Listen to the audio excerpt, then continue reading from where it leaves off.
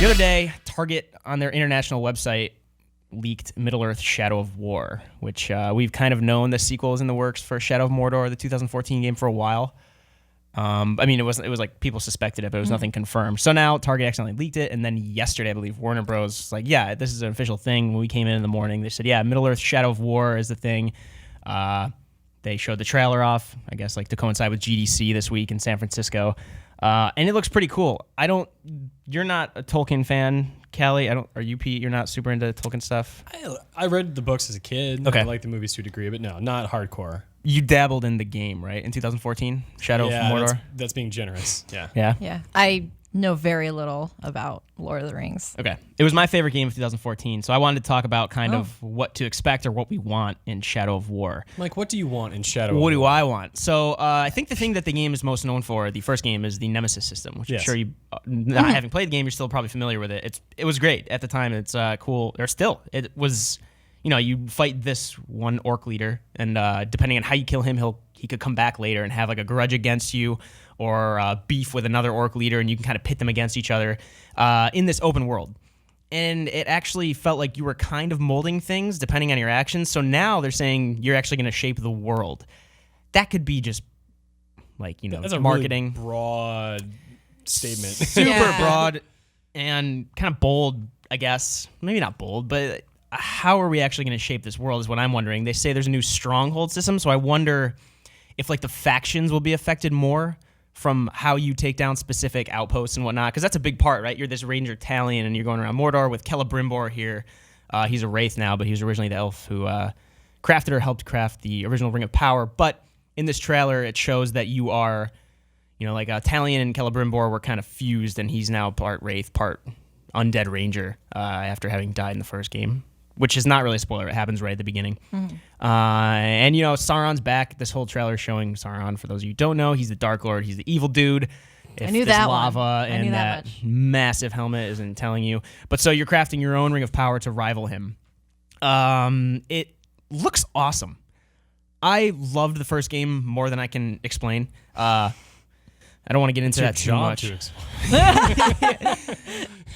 On a different segment maybe, but I am really what I want is for the world actually to react to me. Like they're saying it is, but I want the strongholds to kind of change based on what I do at each one, not just the Nemesis system. I want that to be somehow factored into the world, because it was really impressive how that worked in the first game. You get that little like checkerboard of orcs. It shows this like a experience tree almost, but with like the orc leaders.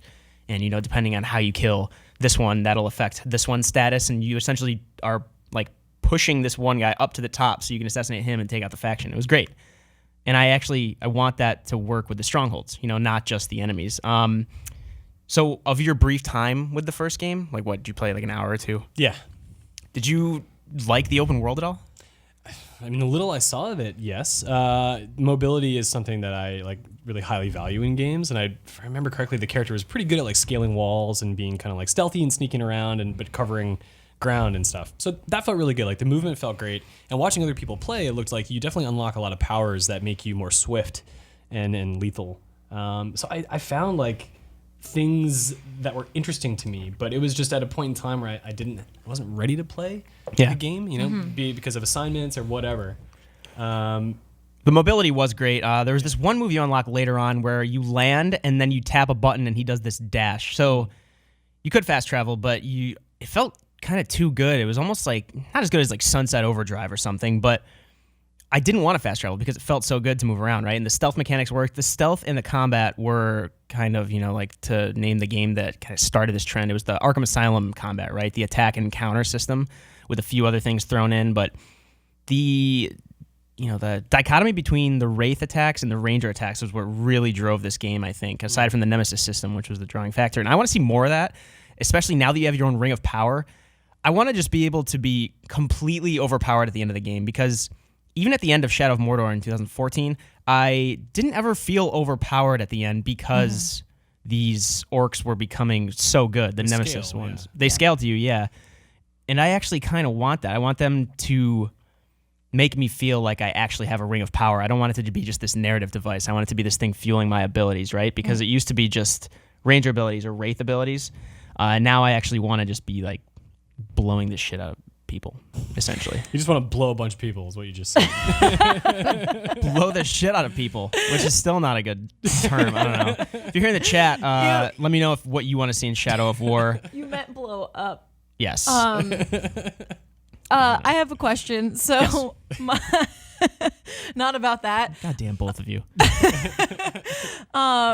I like to joke that the extent of my Lord of the Rings knowledge is the several Led Zeppelin songs about Lord of the Rings. Oh yeah. So Gollum and the evil one. yeah, ramble on, etc., etc. So thank you. So my question is, should I even care if I don't know anything about Lord of the Rings? Like, what's the draw there for? Like, you're a super fan. What's the draw there for me? So I don't know whether you could jump in with this game. You could jump into Lord of the Rings with Shadow of Mordor. You could play Shadow of Mordor without needing to worry about Tolkien backstory.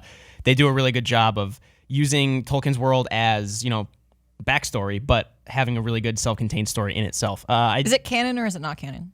It's canon. They use the actual events aren't canon, but they use like Celebrimbor is a canon real lore. character. The elf Celebrimbor is a real character. He helped forge the Ring of Power. But I don't believe these games are canon. And I could be completely wrong, but from playing through that, I think it was 3 years ago. Who's to It say wasn't. anymore?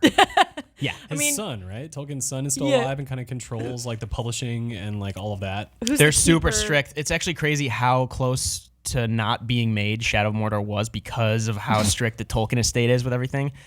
Sidewinder 2057 does not care. Shadow of who give a fuck. It's not canon. Thank you, Apex Penguin. I didn't think so, but they are using real characters. Celebrimbor is a real character. So the lore itself, the backdrop is all in line with. Okay, that's basically what I was asking. right. So yes, to answer your question, I think you could easily. Are you asking if you could just jump in with Shadow of Mordor to get ready for this? And not Yeah, worry? that's You don't need extended But Tolkien knowledge. what It's is just in Shadow of Mordor for someone like me who doesn't who just wants to listen to Led Zeppelin all day? turn that on while you play. It would probably be a fun time. But yeah, I think the open world itself, I thought it would be boring, right? These muted colors, but then there's another part of it later on that's pretty lush Mordor, despite the fact that you think of all this, volcanic igneous rock. Are there and big whatnot. spiders? Yeah, I believe so. Are there trees that walk? I don't think there are Ents. No.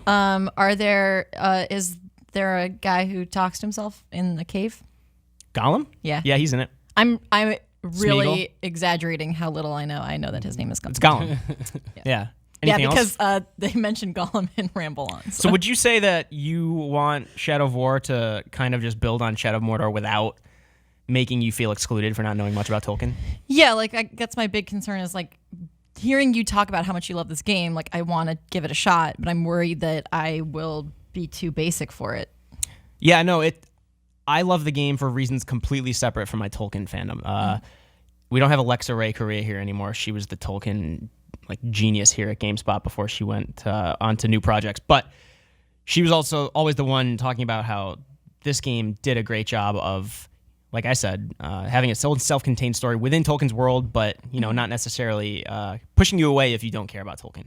I like the game for reasons apart from that. I love the game for the Nemesis system, how it reacts to you. I hope in Shadow of War that they actually make good on that promise to kind of the world being shaped at your hand. A lot of games say they're going to do that, but we'll see if Shadow of War actually does. It's coming out in August. It's not crazy far away. Super fast. That's- That'll be Yeah. here What? before we know it. Yeah. That will, especially because everything leading up to that is crazy. Through March, we have a lot of releases, especially with the Nintendo Switch launching, which we're going to get to for those of you who are How in the many chat. more open world games are coming this year? I don't know. Because last year was actually kind of sparse for open world games for once, and it's You're talking to the no. no. But compared to years before that, last year there was 5, which is not much. Being the person who reviewed most of them felt like a lot. Yeah, Yeah. no, and it would be if they didn't just dominate games now. Yeah. We are going to be talking about Breath of the Wild in a little bit, and I think Breath of the Wild would be a breath of fresh air. Legend of Zelda, Breath of the Fresh Air. You're the first person to make that joke, Mike. Oh, I'm not. I know. Anyway, so if you're watching this on YouTube or GameSpot, let us know in the comments and whatnot. We're still reading the chat, but let us know what you want in Shadow of War. Details are kind of sparse. We're going to see gameplay on March 8th before We might see more stuff leading up to its August release. I'm sure we will. But yeah, it's official. Warner Bros. Announced it. Target leaked it the other day. Nice job, Target. Thank you. You can watch the trailer. It's up on GameSpot right now. You can check out more from the game. I think you should play Shadow of Mordor if you have not yet. There are a lot of games coming out, but Shadow of Mordor is still a fantastic game. How long does it take to play Shadow of Mordor? 30 hours? 30? I'd say that's good. 100%, maybe Drop in the 35, bucket 40. to do the salt thing. Yeah. So let us know what you think.